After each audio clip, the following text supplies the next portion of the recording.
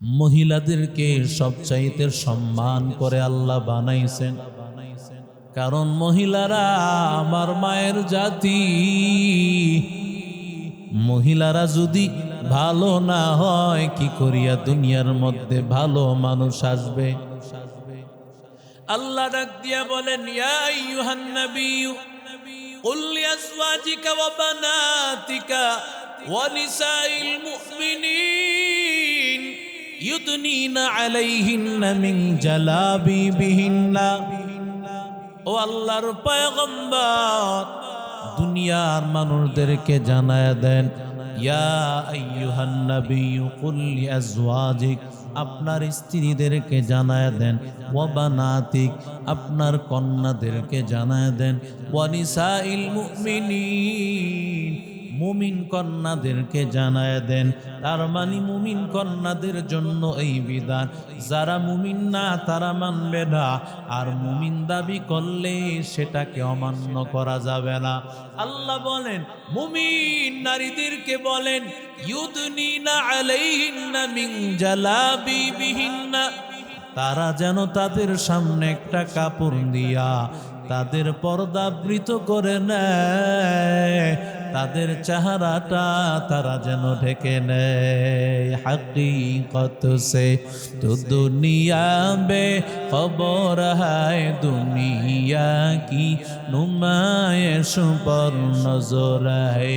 नमी गोयम के अज दुनिया जुदा बस बहर करे के बाशी बा खुदा बस चिस्ते दुनिया अज खुदा गाफिल बुदान नहीं कमा शुकुन कुरा हो फर जिंदजान आबदर कश्ती हलाके कश्तियास अब अंदर जीरे कश्ती पुष्तिया। আল্লাহ বলেন চেহারার সামনে কাপড় দিও, তোমার চেহারাটা খোলা রাখিও না। তোমার চেহারাটা যদি খোলা রাখো তাহলে দুনিয়ার মানুষেরা তোমার দিকে ভালো নজরে তাকাইবে না। রহমতের নবী আমার বলেন, একজন মহিলা বের হওয়ার উপর শয়তান ওরে সুন্দর করে মানুষের সামনে প্রকাশ করে। মেয়েটা দেখতে কালো, এরপরও মানুষের একটা নজর তাকায়। কথা কন না কেন? ও আল্লাহর বান্দা যুবক, কালো মেয়েটার দিকে কেন তাকায়? নবী বলেন ইস্তাশরাফাহা শাইতান, শয়তান ওরে অনেক ভালোভাবে প্রকাশ করে, মনে হয় যেন তার সামনে নায়িকা দাঁড়ায় আছে, আসলে একটা কালো একটা মহিলা। যেই মেয়েটা পর্দা করবে না ওই মেয়েটাকে আল্লাহ শয়তান সুন্দর করে মানুষের সামনে প্রকাশ করবে। এবার যখন এই ছেলেটা তোমার দিকে একবার তাকাইলো, আস্তে আস্তে যখন রাস্তা দিয়ে যাইবা এবার তোমার পেছন নিবে, ইফটিজিং করবে, এমন একটা সময় হবে উপায় না পাইয়া তোমার চেহারায় এসিড দিবা। কথা কন না কেন? যদি তোমার চেহারাটা ঢেকে রাখতা, ও যুবক, ও পর্দার অন্তরালের আম্মা জান, তোমার চেহারাটা ঢেকে রাখবা। তোমার এই চেহারাটা ঢেকে রাখার কারণে তোমার নজরে পড়বেন আর ইফটিজিংও করবেন। যালিকা আদনা ইউরাফনা ফালা ইউযাইন। আল্লাহ বলেন যখন বান্দা তুমি এইভাবে পর্দা করে বের হইবা, মানুষ জানবে তুমি একজন ভালো নারী, কেউ তোমার পিছু লাগবে না। এরে আল্লাহর বান্দা, তবে হা হা এমন বোরকা পরা যাবে না যেই বোরকা পরার কারণে বোরকা ছাড়া যতটুকু তাকাই তো তার চেয়ে বেশি পরিমাণে তাকা। আছে না নাই? وقل للمؤمنات يغضضن من أزواجهن। ও আল্লাহর বান্দা যুবক, আল্লাহ দুনিয়ার নারীদেরকে বলেন, তোমরা তোমাদের চেহারাকে নিচে রাখো, তোমাদের লজ্জাস্থানটাকে হেফাজত করো। আল্লাহর বান্দা, তোমাদের বুকের উপর কাপড় রাখো, ইল্লা মা যহরা মিনহা, তবে যেই পরিমাণ স্বাভাবিকভাবে প্রকাশ হয়ে যায় সেটা তোমাদেরকে আল্লাহ ধরবে না। স্বাভাবিক সৌন্দর্য কি? মহিলা মানেই হলো সুন্দর। স্বাভাবিক কাপড় পরেছো, এরপরও মনে হবে একটা মহিলা, ঠিক কিনা? যেই কাপড় পরেই বের হন না কেন, মহিলা মানেই একটা আকর্ষণ দিয়েছেন কে? আরো জোরে বলবে। মহিলার আকর্ষণ দিয়েছেন কে? কারণ আল্লাহ দুইটা জাতি, একটা পুরুষ জাতি একটা নারী জাতি, দুই জাতির মিশ্রণই তো দুনিয়া সাজাইছেন। আদম নবী যখন একাকিত্ব, আদম নবী কাউকে তালাশ করতেছেন, আল্লাহ তাআলা বাম পাজরের হাত থেকে হাওয়া নবীকে বানাই, হাওয়া আলাইহিস সালামকে বানাইয়া আদম পয়গম্বরের জন্য জীবন সঙ্গিনী তৈরি করে দিলেন। ইয়া ইলাহি তু মেরা মাবুদ হ্যায়, ইয়া ইলাহি তু মেরা মাশুক হ্যায়, ইয়া ইলাহি तू मेरा गफ्फार है, या इलाही तू मेरा सत्तार है, या इलाही मुझसे मुझको दूर कर, ताकि देखो मुझ में तुझको एक नजर, हर तमन्ना दिल से रुखसत हो गई, अब तो आजा अब तो खलवत हो गई, बुजुर्गी की नहीं हमको जरूरत, गुलाम अपना बना ले ऐ खुदाया। আবু বকরের কন্যা আসমা, ছোট্ট বাচ্চা আসমা একটা কাপড় পরে আসছে পয়গম্বরের সামনে। নবী বলে, এই কাপড়টা চেঞ্জ করে আসো। সুবহানাল্লাহ।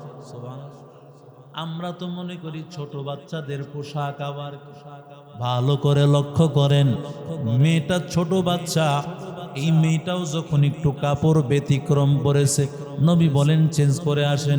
এখনকার আমি আপনি আমার সন্তানটাকে মডেলিং বানানোর চেষ্টা করি, ছোট্ট সময় বাচ্চাটাকে বিভিন্ন ধরনের কাপড় পরায়, আলট্রা মডার্নের দিকে ওকে ধাবিত করার জন্য।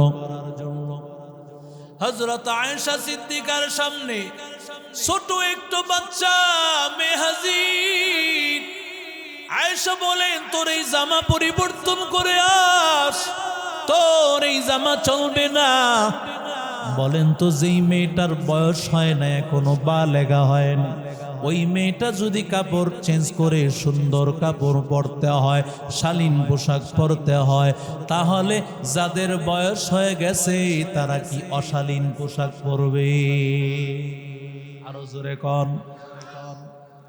যত ধরনের এই দুনিয়ার মধ্যে গুনাহ, এই দুনিয়ার মধ্যে যত হালত তাকায়া দেখ, সব কিছুর পেছনে মহিলা তার উল্টা পাল্টা কাপড় পরে যখন বের হয়, ওরে আল্লাহর বান্দা, কারণ রহমাতুল লিল আলামিন বলেন, কুন্না কাসিয়াতুন আরিয়াতুন মাইলাতুন মুমিলাত। আখির জামানায় কিছু মহিলা হবে কাপড় পরেও তারা উলঙ্গ হবে। আরো আস্তে কর। আমি দেখতেছি কাপড়, কিন্তু নবী বলেন উলঙ্গ। কারণ সরাসরি উলঙ্গ থাকলে তো মানুষরে পাগল বলবে, কথা কয় না কেন? একটু সামান্য পরিমাণ রাখে যাতে পাগল না কয়, কিন্তু পাগলও ওর চাইতে ভালো, কারণ ওর কোনো হিসাব নাই, কিন্তু ওর হিসাব তো আল্লাহ নেবেন। আল্লাহর নবী বলেন, কাপড় পরিয়া কি করে উলঙ্গ হয় শুনো। কারণ যে আল্লাহর বান্দী এত টাইট ফিট পোশাক পরবে, টাইট ফিট পোশাকের কারণে শরীরের সব অঙ্গ প্রত্যঙ্গগুলো যদি দেখা যায় তাহলে এই পোশাক পরা না পরা সমান হয়ে যাবে। অথবা আল্লাহর বান্দি তুমি এমন পোশাক বললা যেই পোশাকের কারণে ভিতরের মাশাআল্লাহ সব দেখা যায়। কথা কন না কেন? ভিতরের সব দেখা যায়। এক প্রতিযোগিতা চলতেছে, খোলার প্রতিযোগিতা, ঠিক কিনা জোরে? কিন্তু যেই মহিলার নাম দমে দমে নেই, যেই মহিলার নাম আমরা সব সময় উচ্চারণ করি, জানেন সেই ফাতেমাকে? জানেন সেই ফাতেমা কি পর্দা করে দুনিয়া থেকে বিদায় হলেন? জীবনে ফাতেমার চেহারা কেউ দেখে না। আরো আস্তে কর, জান্নাতের মহিলাদের সরদারিনী, জীবনে কোনোদিন তার চেহারাটা দেখতে পারে নাই, একবারও না, মৃত্যুর সময়ও না। ফাতেমাতুজ জাহরা ইন্তেকালের আগে রমজানের প্রথম দিন ফাতেমা সাহারি খাইয়া স্বামী আর স্ত্রী দুইজনে বসে আছে। স্বামী সাহারি খাইছেন, স্ত্রীও সাহারি খাইছেন। ফজরের আজান হলে মসজিদে যাবে। ওরে আল্লাহর বান্দা, ফজরের আজান হওয়ার উপর আল্লাহর নবীর কন্যা ফাতেমার স্বামী আলী চলে গেলেন মসজিদে নববীতে। এমন সময় ফাতেমাও নামাজে দাঁড়ায় গেছেন। ফাতেমা নামাজ পড়তেছেন, হযরত আলী তো মসজিদে চলে গেছেন। মসজিদ থেকে হযরত আলী যখন মসজিদ থেকে আসিয়া হাজির, আসিয়া দেখেন ফাতেমা যায় নামাজে নাই।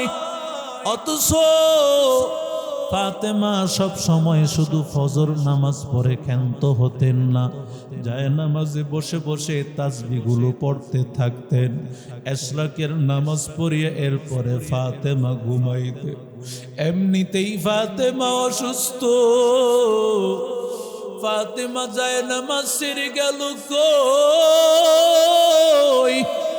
তালাশ করতে করতে তাকাইয়া দেখতে পায় ফাতেমা কোনো ঘরে নাই। তাকায়া দেখি ফাতেমা রান্না ঘরের মধ্যে, ফাতেমা চুলার মধ্যে পানি গরম বসাইছেন, আটা এতগুলো নিছেন, খামিরা বানাইতেছেন। ও আল্লাহর বান্দা যুবক, ওরে নবীর আশিক উম্মতের দাল, ওরে আল্লাহর গোলাম, ওরে আল্লাহর বান্দা, ফাতেমা তাকায় দেখে হাসান হুসাইনের যত কাপড় ছিল সব কাপড়গুলো ফাতেমা ভিজাইছেন। এবার হযরত আলী রাদিয়াল্লাহু তাআলা আনহু ডাক দিয়া বলেন, ও ফাতেমা, ও ফাতেমা, তুমি এতগুলো কাপড় কেন ভিজাইলা? আর এতগুলো আটার খামিনা কেন করতেছো? ও ফাতেমা, এতগুলো আটা আমরা কতদিনে খাইব? ও আল্লাহর বান্দা যুবক, ফাতেমা এবার জবাব দেয়, ও স্বামী আমার, আমি রাতের বেলা একটা স্বপ্ন দেখেছি স্বামী। আমি রাতের বেলায় তাকাইয়া দেখতে পাই আমার বাবাই ঘরে কারে যেন তালাশ করতেছে। আমি পিছন দিক থেকে আমি ডাক দিলাম, বাবা তুমি কি কাউরে তালাশ করতেছো? বাবাই মুখটা ফিরাইয়া বলে, রে মা, আমি তো তোরেই তালাশ করতেছিলাম। আমার বাবায় ডাক দিয়া বলে, ফাতেমা তুমি তো স্বামীর সাথে সাহারি খেয়েছো, আল্লাহ যদি কবুল করে ফাতেমা ইফতারিটা তুমি তোমার বাবার সাথে খাইবা। হযরত আলী তো আর বুঝতে বাকি লয়, আমার স্বামীর স্ত্রী ফাতেমা দুনিয়া থেকে বিদায়, ফাতেমা দুনিয়া থেকে বিদায় হয়ে যাবে। এবার স্বামী আর স্ত্রী দুইজনে মিলে কান্নার আওয়াজ, দুইজন মিলে কাঁদতেছে। এমন সময় হাসান হুসাইন দুইজনে আসছেন বাহির থেকে খেলাধুলা করে। যখন ঘরে ঢুকছে তাকায় দেখেন বাবাও কাঁদে, মাও কাঁদে। মার কাছে গেছে, মা কেন কান্না করো? মা বলে কিছুই না, তোর বাবার কাছে যা।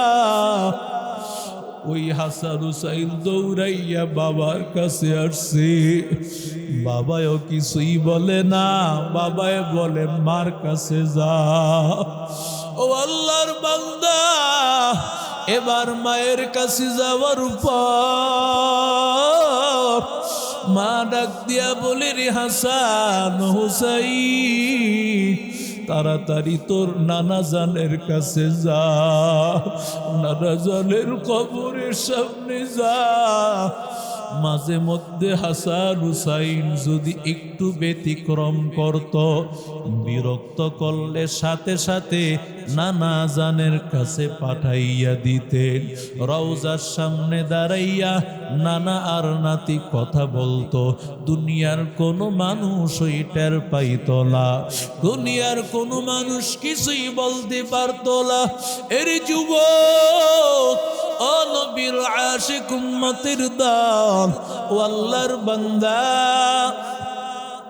হাসান যখন নবীর রওজার সামনে হাজির, নবীর রওজার সামনে যখন হাসান হাজির, এমন সময় আবার নবী ডাক দিয়া কয়, ও হাসান এই মুহূর্তে কেন আসছো রে হাসান? হাসান বলে, নানা জান আমারে তো মায় পাঠাইছে। নবী কয়, নানা ভাই আর থাকিও না, তাড়াতাড়ি দৌড়াইয়া তোর মার কাছে যাও, তোর মায়ের চেহারা ভালো করে দেখ, কারণ আজকের দিন পরে আর কোনো দিন মারে পাবি না। ভালো করে নজর করে দেখ, আর কোনো দিন মায়ের চেহারাটা দেখবি না। ওরে আল্লাহর বান্দা যুবক, ও নবীর আশিক উম্মতের দল, ও আল্লাহর বান্দা, এবার যখন হাসান হুসাইন দৌড়াইয়া আবার ফাতেমার কাছে চলে আসছে, ফাতেমা বলে, কেন আসছো? বলে, তোমরা যদিও লুকাইছো, নানা ভাইয়া বলে দিয়েছে। এবার হাসান হুসাইন চোখের পানি ফালাইয়া কান্নার আওয়াজ। হযরত আলীও কাঁদেন, ফাতেমাও কাঁদেন, হাসান হুসাইনও কাঁদে। হঠাৎ করে জোহরের আজান, জোহরের আজান হয়ে গেলে হযরত আলী মসজিদে চলে গেলেন। এদিক দিয়া ফাতেমা নামাজে দাঁড়ায় গেলেন। ফাতেমা নামাজে দাঁড়ায় গেল। কিছুক্ষণ পর ফাতেমা দাঁড়ায় নামাজ পড়তে পারলেন না, বসে বসে বাকি নামাজ গুলো আদায় করলেন। নামাজ কোন রকম শেষ করিয়া হাসান রে পাঠাইছে, ও হাসান তাড়াতাড়ি তোর বাবারে গিয়া খবর দে আসার জন্য। এবার হযরত হাসান মসজিদের মধ্যে গিয়া হাজির। হযরত আলীকে ডাক দিয়েছেন। হযরত আলী এবার ফাতিমার ঘরে হাজির। ডাক দিয়া বলে, বিবি কেন আমারে ডেকেছো? ও স্বামী আমার, যেদিন আমার বাবায় তোমার হাতে আমাকে তুলে দিয়েছে, আমি স্ত্রী হিসাবে তোমার কিছুই হক আদায় করতে পারি নাই। তুমি আমারে ক্ষমা করে দিও। যদি তুমি আমারে মাফ না করো, হাসরের ময়দানে আমার আব্বাজান রহমাতুল লিল আলামিন কে আল্লাহ হাসরের ময়দানে কাঠগড়ায় দাঁড় করাবে আর বলবে, মুহাম্মদ বলো তোমার কন্যা ফাতেমা কেন স্বামীরে কষ্ট দিয়ে আসছে? ওরে আল্লাহর বান্দা যুবক, তুমি জানো না তোমার স্বামী প্রবাসে থাকিয়া কত কষ্ট করে। এই যে প্রবাস ভাইগুলো মাঝে মধ্যে সারাদিন কাজ করার পরে যখন সন্ধ্যায় যখন তার ঘরে আসে, ওখানে তো তার স্ত্রী নাই, মা নাই, ওইখানে তার বোন নাই, নিজের খাবারটা নিজেই রান্না করে খেতে হয়। মাঝে মধ্যে শরীরটা ক্লান্ত, আল্লাহর বান্দা আর রান্না করে খেতে পারে না, ওই সময় খাবার রেখে দেয়, কারণ বান্দা সকাল হলেই আবার ডিউটিতে চলে যাওয়া লাগবে।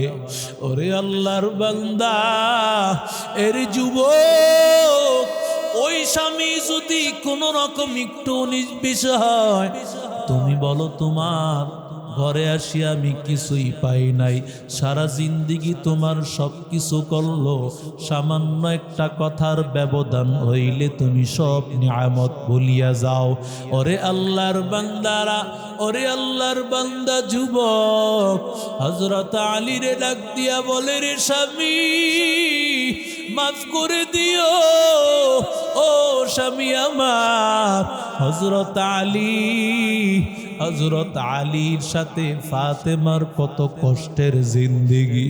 ফাতেমা, হযরত আলী বলে, লো বিবি, তোমারে আমার ঘরে আনার পর থেকে আমি তোমার শান অনুযায়ী একটা বেলা খাবারও দিতে পারি নাই, তোমার জন্য এমন বড় বাড়ির ব্যবস্থা করতে পারি নাই, তোমার জন্য বিশাল কিছু করতে পারি নাই, ভালো একটা কাপড় না, ভালো এক বেলা খাবার না, ভালো একটা থাকার জায়গা না। হযরত আলী বাহিরে গেছেন কাজ করার জন্য, কিন্তু বাহির থেকে ফিরে আসছেন, ফাতেমা দরজা খুলে দিয়েছেন, ডাক দিয়া বলে, ও স্বামী কোনো খাবারের ব্যবস্থা হলো নাকি? বলে না, কোনো চিন্তা নাই। হযরত আলী এবার আলীর চেহারাটা গামটা মুছিয়া দিল, গামটা মুছিয়া দিয়া একেবারে হাসি মুখে স্বামীকে বরণ করে নিল। দ্বিতীয় আবার আল্লাহর বান্দা দ্বিতীয় দিন কাজ করার জন্য গেলেন। সারাদিন কাজ করার পর আল্লাহর বান্দা রাতের সন্ধ্যার মধ্যে যখন ফিরেছেন, আল্লাহর বান্দা ফাতেমা দরজা খুলেছে, রে স্বামী কোনো খাবারের ব্যবস্থা হলো নাকি? বলে না, কোনো টেনশন নাই। ফাতেমার চেহারায় পেরেশানির ভাব নাই। স্বামীর গামটা মুছিয়া স্বামীর কাপড়টা খুলে ভালোভাবে বরণ করে নিল। তৃতীয় দিন আবার কাজে গেল, একই অবস্থা। এবার স্বামী ডাক দিয়া বলে, ও প্রাণের বিবি, একে একে 3টা রাত্র আমি তোমার সামনে আসছি, কোনো কাজ করতে পারি নাই, কিন্তু তোমার মধ্যে কোনো টেনশন নাই, তোমার মধ্যে কোনো পেরেশানি নাই, শুধু হাসি মুখটা ছাড়া কিছুই দেখলাম না। এবার হযরত ফাতেমা চোখের পানি ফালাইয়া বলে, স্বামী যেদিন আমার বাবা তোমার হাতে তুলে দিয়েছে, ওই দিন বলেছে ফাতেমা তোমার স্বামীর পায়ে তোমার জান্নাত। তুমি যদি জানতা তোমার স্বামীর কত মর্যাদা, তুমি তোমার চুল দিয়া স্বামীর পাটা মিশে দিতা। এটা মোল্লার কথা না, নবীর পয়গম্বরের হাদিস। ও আল্লাহর বান্দা যুবক, আমারে বলেছে ফাতিমা যতই কষ্ট হোক কোনোভাবেই স্বামীর মনটা নারাজ করা যাবে না। ও আল্লাহর বান্দা, যখন হযরত আলীর কাছে বললেন আমি তোমার কিছুই করতে পারি নাই, মাফ করে দাও, হযরত আলী বলেন আমি তো কোনোভাবেই তোমার যোগ্য ছিলাম না, আল্লাহ তাআলা তোমাকে আমার চান কপাল হিসাবে দিয়েছেন, এটা আমার নসিব, এটা আমার কপাল। ও আলী, কেন তোমারে ডেকেছি জানো? ও স্বামী, আমি যেহেতু স্বপ্ন দেখেছি সাহারি খাইছি তোমার সাথে, ইফতারি করব বাবার সাথে, সুতরাং আমার সময় বেশি বাকি নাই। ও স্বামী আমার যখন ইন্তেকাল হয়ে যাবে রে স্বামী, আমার মরণের খবরটা কাউরে দিবা না রে স্বামী। হযরত আলী বলেন ফাতেমা কি বলতেছো? তোমাকে সবাই মহব্বত করে, নবীর কন্যা, সাইয়্যিদাতু নিসাই আহলিল জান্নাহ, তুমি তোমারে সবাই ভালোবাসে। জানাজার জন্য লক্ষ লক্ষ মানুষ হাজির হয়ে যাবে। নবীর কন্যা ফাতেমা বলে না না, আল্লাহ যদি আমি মরে যাই, মানুষেরা আমার জানাজায় হাজির হয়, তাহলে কাফনের 5টা কাপড়ের উপর দিয়াও তো মানুষকে দেখা যায়, তাহলে মানুষেরা মনে করবে ফাতেমা লম্বা এমন ছিল, ফাতেমার বডিটা পাশ এই পরিমাণ ছিল। আল্লাহ যদি আমার বাবারে ডাক দেন, আল্লাহ যদি বলি রে মুহাম্মদ তোমার কন্যা ফাতেমা ইন্তিকালের সময় কেন নিজের গুটাইয়া আসলো না, নিজের একভাবে গোপন করিয়া কেন আসলো না? আমি চাই না আমার মরণের খবর কেউ পাক, তোমরা মিলিয়াই আমারে দাফন করে ফেলবা। ওরে আল্লাহর বান্দা যুবক, ওরে নবীর আশিক উম্মতির দাল, আল্লাহর বান্দি ফাতিমা, আল্লাহর বান্দি, আল্লাহর কুদরত, আল্লাহর কুদরতে ফাতেমার ইন্তেকাল হয়ে গেল। রাতের বেলায় ইন্তেকাল হয়ে গেছে। রাতের বেলায় ইন্তেকাল হয়ে যাওয়ার পর ফাতেমা রাদিয়াল্লাহু তাআলা আনহাকে কাফন দাফন পরায় দিল। এবার জানাজা করার, জানাজার লাশটা ধরার জন্য কম পক্ষে তো 4টা লোক লাগে। হাসান হুসাইন 2। তোর ভিতরে এমন মানুষ রাখতেছি যিনি জান্নাতের মহিলাদের সরদারে। কবর সাবধান, খারাপ আচরণ করবা না, কবরের জবান খুলে না। কবরকে ডাক দিয়া বলে কবর তোমার মাটির মধ্যে রাখতেছি এমন কন্যা যিনি রহমাতুল লিল আলামিনের কন্যা। ও কবরের মাটি সাবধান, খারাপ আচরণ করিও না। ও আল্লাহর বান্দা, কবর কোনো জবাব দেয় না। কবরকে ডাক দিয়া বলে রে কবর তোর ভিতরে রাখতেছি হাসান হুসাইনের মা, সাবধান ভালো করে শুনো, খারাপ আচরণ করবা না। কবর কোনো জবাব দেয় না। এমন সময় আল্লাহ কবরের জবান খুলিয়া দিছে। কবর ডাক দিয়া বলে ও আবু যর, আমি কবর, আমি নবীর কন্যা চিনি না, আমি হাসান হুসাইনের মা চিনি না, আমি জান্নাতের মহিলাদের সরদারিনী চিনি না। আমি কবরের সাথে আমলের সম্পর্ক, যার আমল ভালো হবে, আমি কবর তার সাথে ভালো আচরণ করব। ওরে বান্দি গুনাহ নিয়ে যদি কবরে যাও, ওরে আল্লাহর বান্দা, যখন তুমি বেপরদা হইয়া কবরে যাইবা, তোমার চেহারাটা হাজার হাজার মানুষ দেখেছে, যেই চেহারাটা আল্লাহ রেখেছেন জান্নাতের হুর গেলমানের চাইতে আরো লক্ষ গুণ বেশি সুন্দর দিয়া চেহারাটা সাজাইবে। কিন্তু তুমি কি করেছো?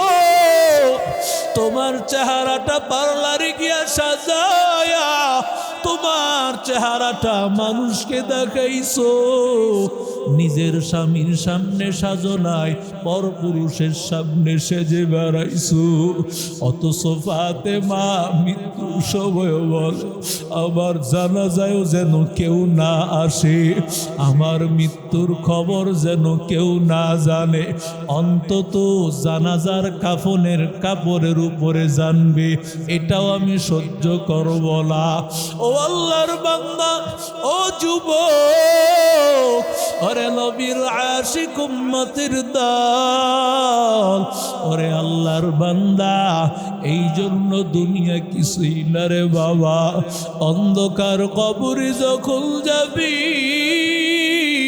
ওই কবরে তাকাইয়া দেখবি তোর মা পুন্না, তোর বাবা পুন্না, আপন একমাত্র আমার মালিক আল্লাহ সারা দুনিয়াতে কেউ আপন হবে না রে বাবা। ওরে আল্লাহর বান্দা যুবক, আমার মালিক রে আপন বানায়া কবরে যাইও, দুনিয়ার সমস্ত গুনাহ ছাড়িয়া দাও, আর আল্লাহ মুখী হইয়া কবরে যাইও। আমিন।